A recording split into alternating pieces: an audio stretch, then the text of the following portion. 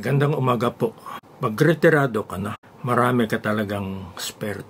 Pagkatapos ng routine na gawain mo, ay marami ka ng oras na hindi mo alam kung ano ang gagawin mo, lalo na kung wala kang hobby. Mabuti na lang ay mayroon akong hobby. Dati, naglalaro ako ng golf. Kaso dito sa Villamor, wala akong kapartner. Lahat sila ay mababa ang handicap. Samantala ako ay mataas. Hindi ka pwedeng makipaglaro sa mga mababa ang handicap or else iwanan kanila. Kaya tinamad na lang ako at pinalitan ko na lang. Nagpaint na lang ako pag ginaganahan. Ngayon, laptop na ang kaharap ko maghapon. Kung hindi Facebook, ay sa YouTube. Gumagawa rin ako ng vlog gaya ng mga nagawa ko na. Habang nagsascan ako ng YouTube, ay nakita ko itong post ng isang TV network regarding Cope Thunder. Iteration ng Cope Thunder exercise sa pagitan ng Philippine Air Force at United States Pacific Air Forces sa Clark Air Base sa Mapalapa Nakadalawang City sa Cope Thunder Pampanga. exercises na pala this 2025. Kasi nakalagay ang number ng Cope Thunder na 2025-2. Nare-recall ko ang Cope Thunder na sinalian ko 3 decades ago bago umalis ang mga Amerikano sa Clark. Our Cope Thunder noon ay mostly focused on air-to-ground support. Normal flight namin noon ay bibigyan kami ng diyan sa basa ng target. Ano ang time over target? At iba pa mga details. Itong mga target ay mga mock-up na aeroplano or tangke made of bamboos placed sa upper range ng Crow Valley. Wala kaming masyadong interaction sa mga Amerikano noon kasi sila sa Clark at kami dito sa basa. Kuminsan, hindi na kami inimbita sa debriefing sa Clark. I joined the Cope Thunder in Alaska as an executive observer. Anyway, it was my experience as a participant. Noong 2023 or 21 years ago today, I was lucky to be given a rare opportunity to film and video all the activities we had. So I am publishing it to whoever might be interested. I was lucky to be given a rare opportunity to film and video all the activities we had.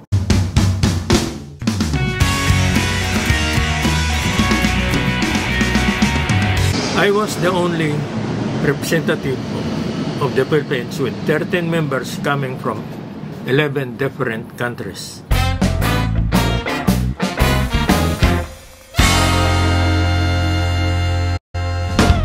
First, I visited the home of the Cope Thunder in Alaska.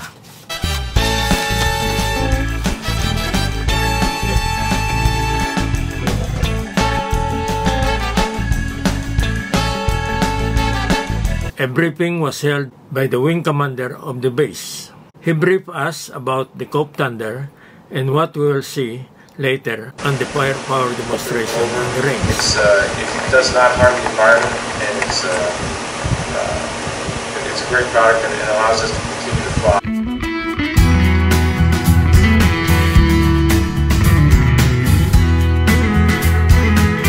The participants listening to the briefing inside the Cope Thunder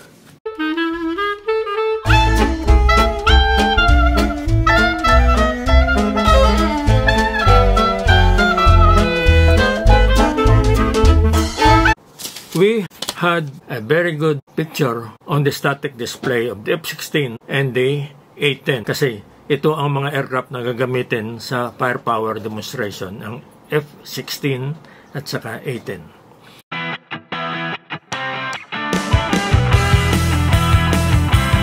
They showed us the guns of the A-10 and the loads of the F-16.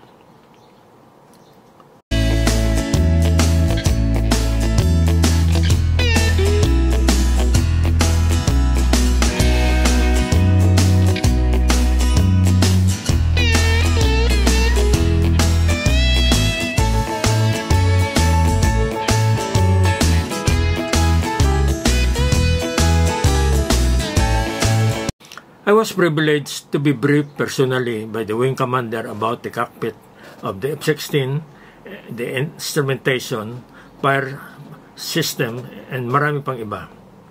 We had a very good interaction on that time.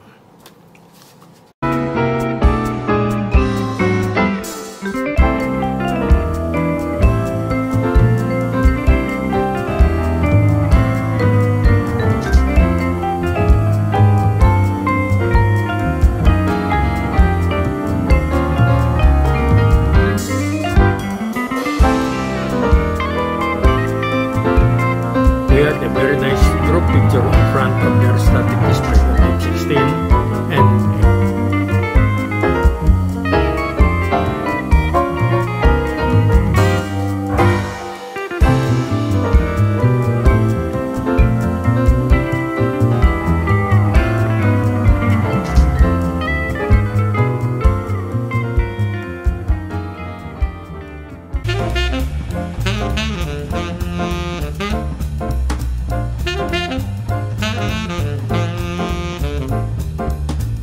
we had also a formal group picture in front of the headquarters of the...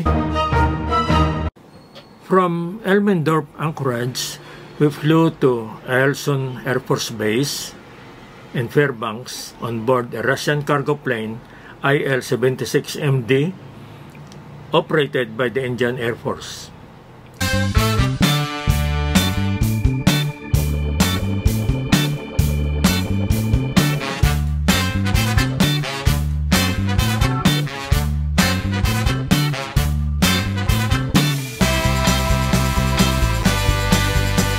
On board the Russian aircraft, we're allowed to enter the cockpit of this aircraft, including the area where under the cockpit. I don't know if they call it a Bombay, but we went down to see that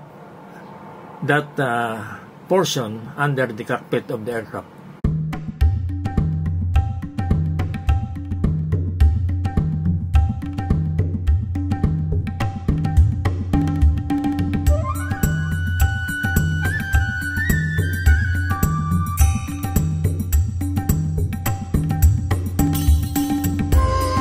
Some of us went down to the other cockpit under the main cockpit of this cargo aircraft. It looks like a bomber's area to advise the pilot of if their bomb hit the target.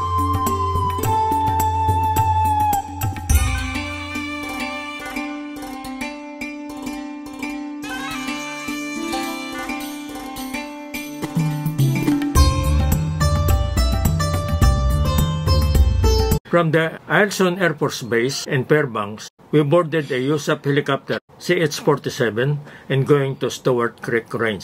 We are on board a CH-47 helicopter going to Stewart Creek Range to see a firepower demonstration to be conducted by the Coke Thunder using the F-16 and the A-10.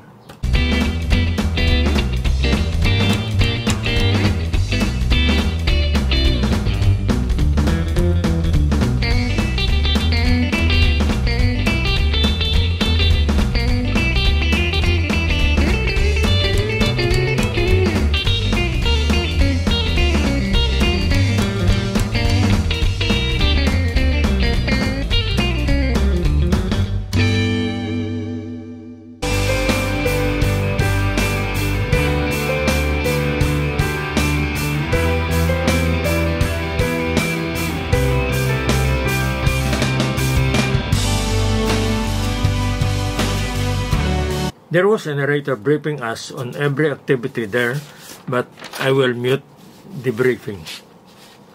I was lucky. I was given this rare privilege of filming the airstrike of the F-16 and the close air support mission of the A-10.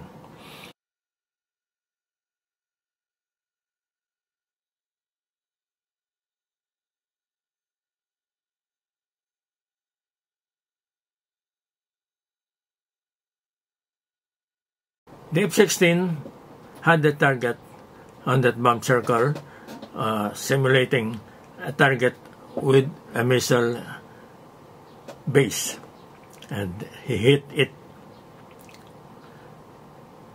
Another F-16 drop his bomb and also hit it.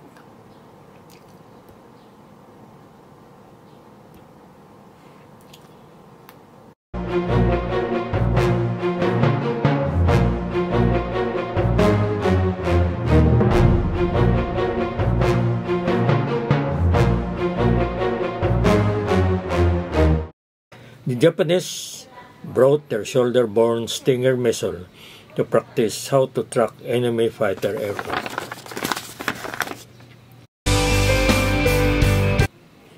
After the interdiction mission of the F-16 fighters, the A-10 comes in for their closer support mission. The A-10 flew low to avoid being detected by the enemy radar.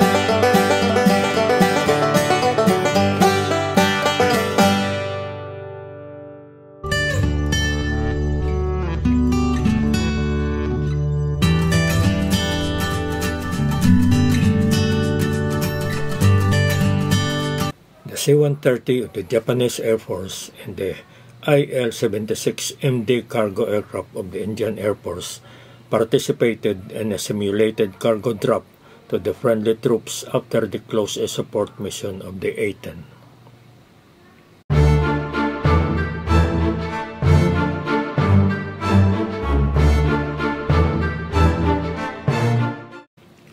Acknowledgement.